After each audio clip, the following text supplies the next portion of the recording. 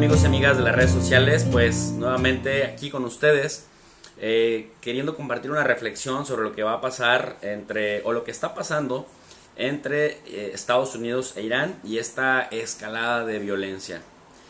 ¿Qué pasa?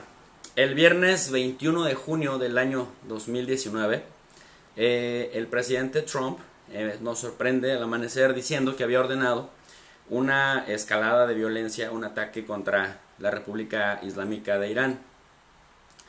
Y después nos pone un tweet en donde nos avisa, 10 minutos antes de que esta empiece, que prefiere suspenderla, cuando al consultarlo con altos mandos militares, estos le dicen que habría algunas 150 personas que morirían.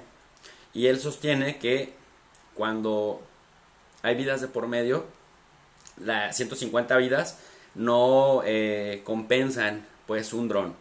¿Y qué dron? ¿De qué dron estamos hablando? Pues resulta que Irán derriba un dron estadounidense, un dron que se conoce como RQ-4, Global Hawk, también le dicen Tritón, el cual iba acompañado de un avión con 35 soldados estadounidenses que es de Guardia Marina, que se le conoce también como P-8 Poseidón de los mares, porque al ir volando del estrecho de Hormuz a una zona en Emiratos Árabes Unidos que se llama Shawahat, se desvía unas millas dentro de aguas de Irán. El gobierno de Estados Unidos dice que nunca entra a las aguas de Irán, que siempre se mantiene en el espacio aéreo de aguas internacionales o en el espacio aéreo internacional, pero Irán pues baja este dron. El dron generalmente es no tripulado, obviamente es un dron espía. En el caso particular de este dron iraní, pesa 1.6 toneladas o 1600 kilogramos, tiene 14 metros de largo, tiene 40 metros de ancho si tomamos en cuenta de punta de ala a punta de ala. Tiene un costo de $200 millones y algo muy importante, los aviones convencionales en los que nos transportamos alcanzan a estar sobre nivel del mar algunos 12 kilómetros, pero en particular, este dron alcanza hasta los 19 kilómetros de altitud y tiene una capacidad de volar hasta 3000 kilómetros por hora, casi hace imperceptible ante los radares su funcionamiento. Y es un dron pues que trabaja con temas de inteligencia, es un dron que procesa datos, es un dron que pues básicamente va midiendo el terreno. En ese contexto, este dron pues tiene las funciones de conocer instalaciones en Irán, ¿no? Qué blancos se pueden atacar, etcétera, etcétera. Y los iraníes pues no se arriesgan y prefieren derribar este avión, más o menos sopesando las consecuencias que eso traería. Las consecuencias es una escalada de violencia diplomática, decía, y Estados Unidos incrementa la presión internacional y dice vamos a atacar, Irán se va a arrepentir, cometió un gran error. Pero como decíamos, al no haber pérdida estadounidense en vidas humanas, lo que hace básicamente el presidente Donald Trump es decir, esto va en serio, pero vamos a empezar por sancionar. Y aumenta las sanciones a la compra de petróleo y a la compra de gas natural y de minerales de Irán, que es prácticamente su mayor sostén. Pero bueno, ¿por qué ha escalado la atención y por qué Estados Unidos le está tendiendo un cerco a Irán? Porque hay quien diría, pues sí, efectivamente Irán rompió una línea muy delgada que no debió haber hecho, pero los iraníes dicen, bueno, lo estamos haciendo en defensa de nuestra soberanía. ¿Qué pasaría, dicen los iraníes, si nosotros tuviéramos a un dron sobrevolando las costas o las aguas internacionales de la Florida o cercano a la bahía de California, ¿no? Probablemente Estados Unidos lo vería como una provocación. Y miren, no es cosa menor, en el estrecho de Hormuz básicamente pasa del 25 al 30% del petróleo mundial, y una escalada de violencia o una guerra desatada en el estrecho de Hormuz o en el Golfo Pérsico, al que también se le conoce como el Mar Arábigo, pues impacta primero en que las bolsas se derrumben, impacta en la especulación que podría aumentar los costos del petróleo, del oro principalmente, y obviamente esto también incrementa el costo del armamento. Entonces la cosa no es menor si se diera una guerra. Pero miren, resulta que cuando Irán dice que está respondiendo a una provocación estadounidense y que teme que justamente al escalar Estados Unidos la presión haya un error no solamente diplomático sino de cálculo, y que en términos de cercar esta presión se cometa un error que lleve al punto de no retorno este conflicto, lo dice en serio, por una simple y sencilla razón. Estados Unidos actualmente, al año 2019, tiene 5,000 soldados desplegados en Irak, ¿no? Irak es un país que tiene frontera con Irán. Más o menos algunos 15,000 soldados, tanto estadounidenses como kuwaitíes, y de otros países que servirían a Estados Unidos, unos 15,000 soldados se están apostillados en Kuwait. Luego, la mayor base militar de Estados Unidos se encuentra en Qatar, en donde hay 10,000 soldados estadounidenses. Luego, la base militar más antigua de Estados Unidos, se instaló en 1995, está en Bahrein, que también está en el Golfo Pérsico. Ahí Estados Unidos tiene 7,000 soldados. Hay 1,500 soldados estadounidenses también en Jordania, que está contigua a Arabia Saudita y a Irak. Y luego tiene 5,000 soldados más en los Emiratos Árabes Unidos. Imagínense, esto que les estoy contando sería el equivalente a que Irán tuviera soldados en México, sería el equivalente a que Irán tuviera soldados en Cuba, a que Irán tuviera soldados en Barbados, a que tuviera soldados en Puerto Rico, en Haití, en Santo Domingo, en Jamaica, tuviera ahí bases militares, y que aparte tuviera drones que estuvieran circulando, digamos, sí en las aguas internacionales, pero en los perímetros de Estados Unidos. Entonces cualquier error de cálculo podría hacer que al Estados Unidos, si las cosas fueran al revés, bajara un dron iraní y que los iraníes dijeran, nos acaba de atacar, entonces ahora sí tenemos el pretexto para forzarlo. Bueno, pues como ustedes pueden darse cuenta, sí están tensas las cosas, y quienes sabemos un poco de estrategias geopolíticas y todo, pues vamos a darle una orientación también teórica. Miren, dicen los analistas del Medio Oriente y los especialistas en teoría de relaciones internacionales que esto tiene que ver con una postura de lo que en relaciones internacionales se conoce como el realismo. O sea, la postura de Estados Unidos, la postura de Donald Trump, sería una postura de enfoque realista. Los realistas es un grupo de teóricos que los comanda una obra que se publica en 1948 que se llama Politics Among Nations, o Política entre las Naciones, de Hans Morgenthau, un analista judío de origen alemán que finalmente termina en Estados Unidos impartiendo cátedra en las mejores universidades. Desarrolla esta teoría que, entre muchos otros postulados, quisiera yo rescatar 3 para explicar esto que pasa entre Estados Unidos e Irán. Primero, que los gobiernos con todos sus aparatos y sus presupuestos son los actores más importantes de las relaciones internacionales.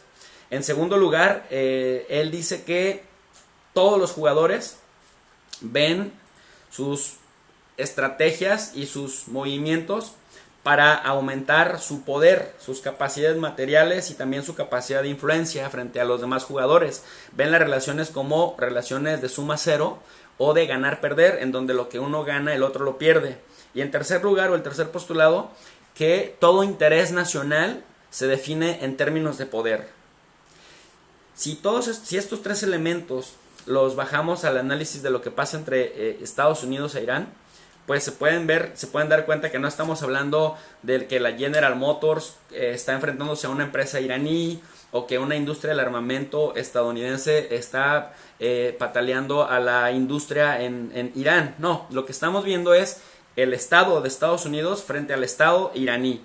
Por otro lado, lo que uno gana el otro lo pierde, el segundo postulado del realismo, pues lo hemos aplicado también acá, en donde Estados Unidos ha ido cercando con posiciones en todo el Golfo Pérsico, con presencia militar muy fuerte. Miren, también ya va en camino la US Lincoln, que es un portaaviones nuclear que tiene 6,000 personas, 6,000 soldados, que porta decenas de aeronaves de vigilancia, decenas de cazabombarderos F-18, decenas de drones para guerra electrónica y helicópteros de combate, cruceros lanzamisiles y buques de guerra, los buques de guerra más imponentes, que no son nada nuevos en el Medio Oriente, que ya habían ido para el tema de la invasión de Irak en 1991, que ya participaron también en Somalia contra los piratas somalíes, que ya participaron en el 2001 también en la respuesta que le dieron a Afganistán después de las Torres Gemelas, que también participaron en la invasión contra Saddam Hussein en el año 2003, y que obviamente está activa desde la Segunda Guerra Mundial, surcando estos mares en esta región. Entonces, el nivel de disuasión que Estados Unidos está implementando en la zona, aunado a las bases militares que tienen ahí, garantizando que el petróleo salga por el estrecho de Hormuz sin que Irán u otro rival interfiera, pues también responde a la doctrina de Carter, que después el presidente Bush, el presidente Obama, el presidente Clinton, y parece que ahora Trump están ejecutando, en el sentido de que decían ellos que todo recurso que fortaleciera los intereses nacionales de Estados Unidos tendría que ser intocable, y que cualquier jugador en el sistema internacional que se atreviera a poner en riesgo la provisión de estos recursos a Estados Unidos atentaba contra su interés nacional, y por tanto recibiría una respuesta contundente por parte de Estados Unidos. Cada presidente, con su diferente estilo de gobernar, ha tratado de evitar que cualquier competidor ponga en riesgo, digamos, el flujo de recursos hacia Estados Unidos, y pues por eso, para asegurarse, tiene, decía yo, la presencia militar con miles de soldados en Bahrein, en Kuwait, en Jordania, en los Emiratos Árabes Unidos y en Qatar, ¿no? Esto más la ayuda o la alianza de Arabia Saudita y de Israel, que es el otro jugador geopolítico de importancia, que además en Estados Unidos ha estado presionando para que se sancione desde Estados Unidos a Irán, y también ha estado presionando para que Irán sea presionado por Estados Unidos para que vaya a renunciar a su acuerdo, digamos, perdón, a su programa de producción de enriquecimiento de uranio, para el programa nuclear con fines pues no bélicos.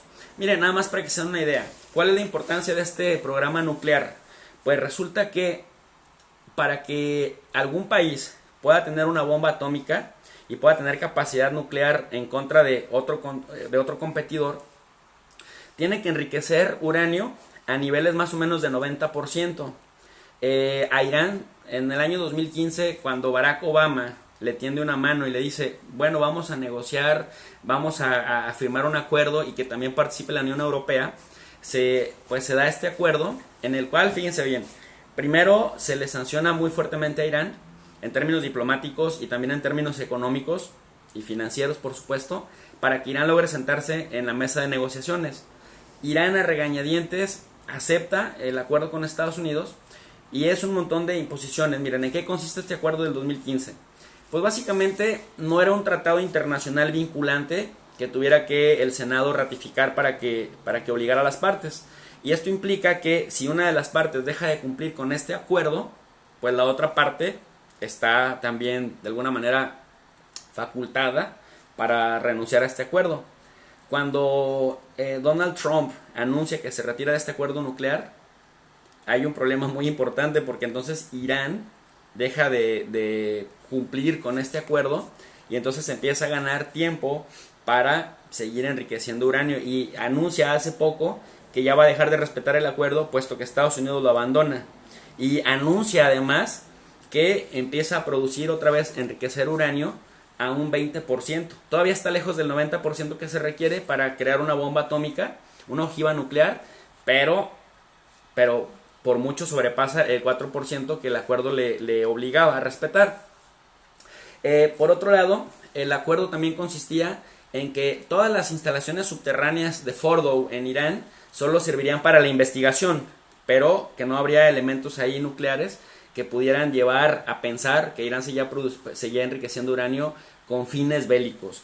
Luego se iba a bloquear un reactor principal, un reactor de plutonio, que facilitaría también una bomba de fusión en Irán, y se retrasaría la creación de instalaciones con fines nucleares hasta por 15 años, ¿no?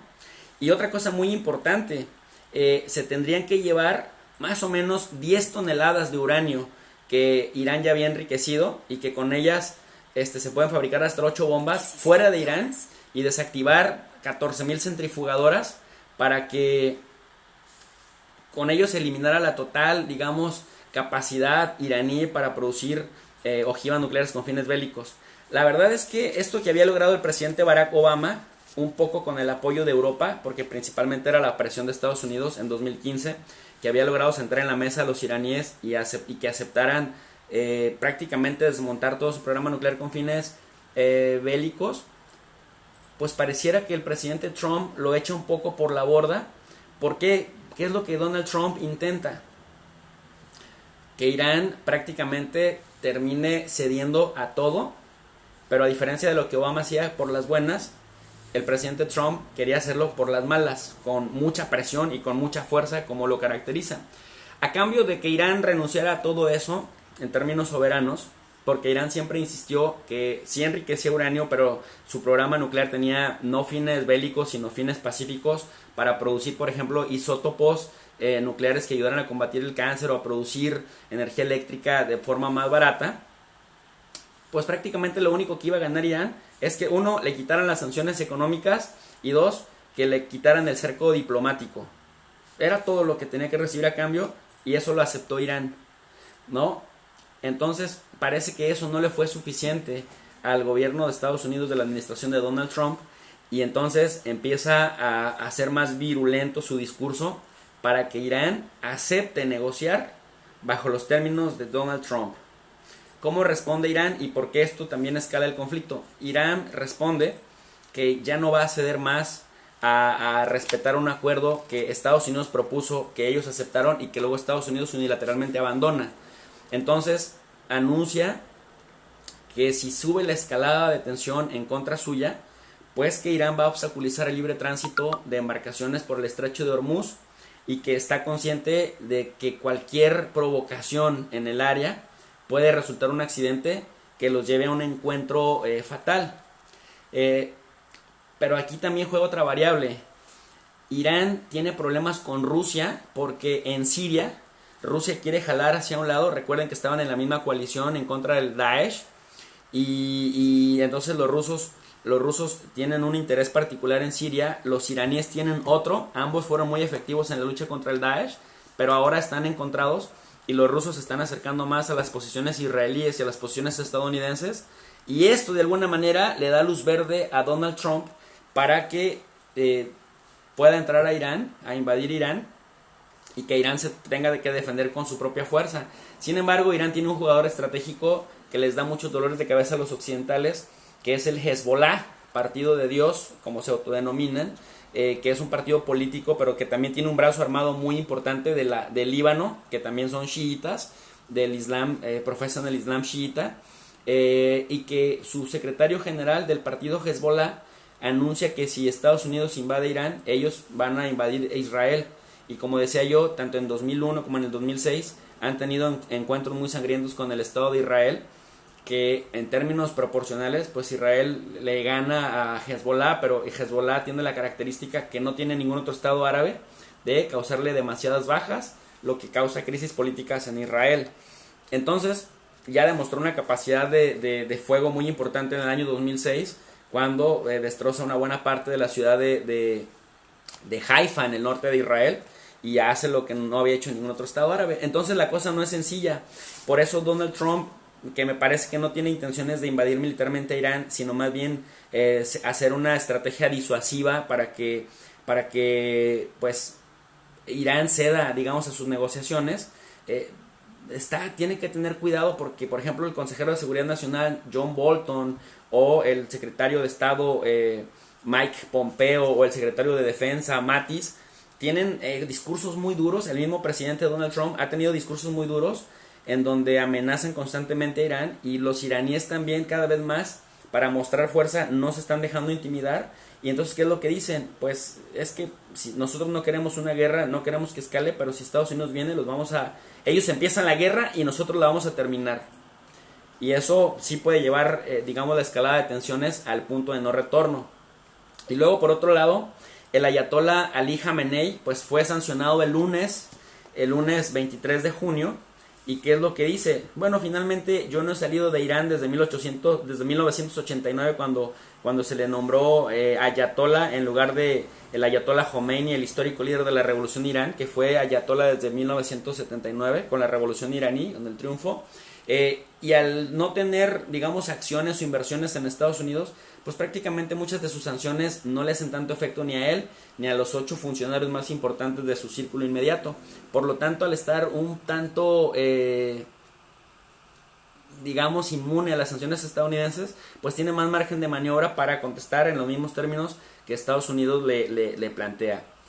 Recuerden ustedes que Donald Trump en campaña, cuando fue el candidato Trump en el año 2016, fue muy crítico pues desde los mismos republicanos, fue muy crítico de Irak y de la invasión a Afganistán, porque decía que eran guerras muy costosas, que generaban muchos muertos y que políticamente esto no le era redituable a Estados Unidos y que Estados Unidos no debería de meterse a perder el tiempo en esto. Incluso ustedes recordarán que también acusó mucho a Obama de jugar la carta de Irán para tener mayor capital político y le decía a sus seguidores que no le permitieran a Obama jugar la carta de Irán porque eso lo único que estaba haciendo era acrecentar su capital político, pero que en realidad Obama no tenía necesidad de valerse de Irán para fortalecerse al interior de Estados Unidos.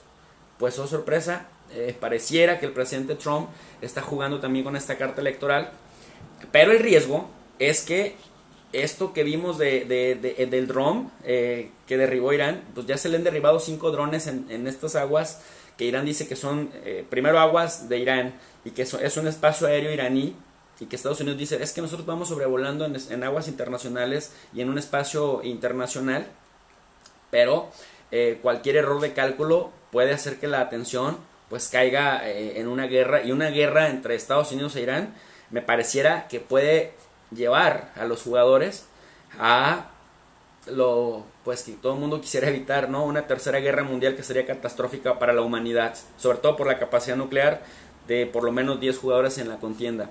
Hay quienes ven geopolíticamente en esto la intentona de Estados Unidos de estar queriendo cortar la ruta de la seda de los chinos, es decir, ven que que Irán es solamente un jugador intermedio, pero como por ahí pasaría parte de la ruta de la seda, entonces cortarle, digamos, a los chinos este punto geoestratégico para que pues no vengan todos los flujos que se intentan con esta ruta de la seda. Irán queda justo en medio entre los chinos y Europa, entonces hay quien está viendo más bien el tema de Irán como un mensaje para los chinos. Y por otro lado, déjenme les cuento entonces que, para ir cerrando un poco la reflexión, que cuando los tambores de guerra suenan, ¿no? Las bolsas de valores se descontrolan, la especulación aumenta, al aumentar la tensión, el precio del petróleo sube. Miren, el barril del petróleo se había mantenido entre 40 y 50 dólares el barril, pues subió hasta 70, ¿no? Entonces, pues hay especuladores en digamos, todos los bandos del conflicto que se nutren de la especulación. El precio de las armas también aumenta, y esto pues hace un negocio redituable en torno nada más a declaraciones. Entonces, por ejemplo, en el mundo financiero no necesariamente les viene mal el que se especule con ciertos movimientos estratégicos, porque finalmente cuando hay movimientos, cuando sube el precio del oro, cuando sube el precio del petróleo, cuando sube el precio del armamento, pues quienes venden, digamos, si partimos del enfoque follow the money, ¿no? Sigue el dinero, pues no necesariamente, por lo menos declarar que habría una guerra, pues es negativo. En este orden de ideas, lo único que puede salir mal es que haya errores estratégicos, que haya errores de cálculo, y que los jugadores en contienda lleguen al punto de no retorno, que hagan imposible el que no se zanje una rivalidad más que a partir de las armas, y esto sí podría ser peligroso. Pero bueno, de ahí en fuera parece que hasta ahora Donald Trump, presidente de Estados Unidos, ha decidido jugar más bien la carta del jaloneo diplomático, porque quiere orillar a Irán a que a través de las amenazas juegue, digamos, o responda accediendo a todo lo que Donald Trump le pida. No como Obama lo hizo por las buenas con este acuerdo de no proliferación de armas nucleares que firmaron en el 2015, pero lo quiere hacer al estilo Trump. Parece que el ayatollah Ali Khamenei no se va a dejar. Y bueno, pues por ahí va la cosa. Les agradezco que me estén acompañando. Si les gustó este video, les invito a que lo compartan entre sus redes. Y que si tienen dudas, por favor, pues me dejen comentarios. Yo estaré encantado de irles respondiendo a todos y cada uno de ustedes. Muchísimas gracias. Espero haberles aclarado el panorama. Bonita tarde.